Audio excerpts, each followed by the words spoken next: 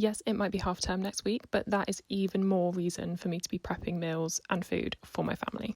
I am going to be a one-woman chef for these boys. Honestly, they are going to want snacks after meals. It's going to be a lot of work. As it's Halloween on Friday, I went for another Halloween-themed weekly meal prep and lots of bits that I know probably won't last more than a few days, but it's just going to help me make my mornings and my daytimes super easy, especially when we want to go out for the day. First up, I made these Halloween-inspired cakey bakey donuts. These are chocolate sponge in a donut mould, and then I've just decorated them in Halloween theme. The mummies were not quite the artistic vision I thought they were going to be, but you know what? My kids won't mind, and they have already eaten a couple of these and they love them. Last week I was a bit nervous to colour something green because I was worried my kids' teachers would think I'd sent them with mouldy food, but they're not at school this week, and I know it's not mouldy, so we are going all in with bright green brioche. This is going to be such a fun breakfast. Initially, I was just going to make like green brioche rolls, and then here's me thinking, actually, I have a better idea. I have never tried this before, but I thought if I put my brioche into this skull mould before the second proof, they would puff up and look like a skull.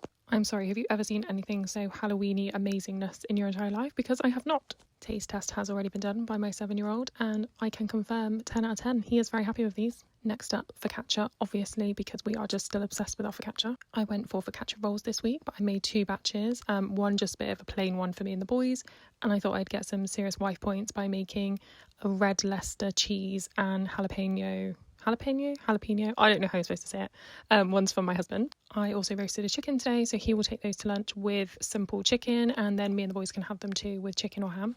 I also have some soup for this week, and I bought a new soup flask, so if me and the boys are out for the day, I can actually have something warm and lovely because I'm not really a hot drinks drinker, and I'm going to take one of the focaccia rolls to dunk. Last week's Nutella pumpkin pastries went down a tree, and I just had to make them again, but I wanted to redeem myself. If you were here last week, I couldn't find all of my cutters, and they were a little bit naff, so I did find all of my cutters. I did it properly.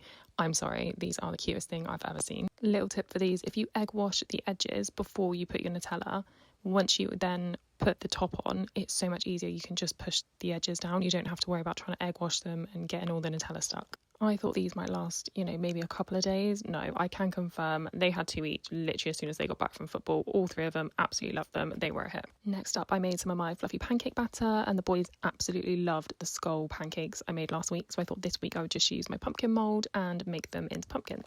Boys also requested sausage rolls this week. These are going to be super easy to just grab and go. So I thought Halloween themed, I'll make them into mummies. So I just cut some extra strips of pastry and I kind of tried to weave them round.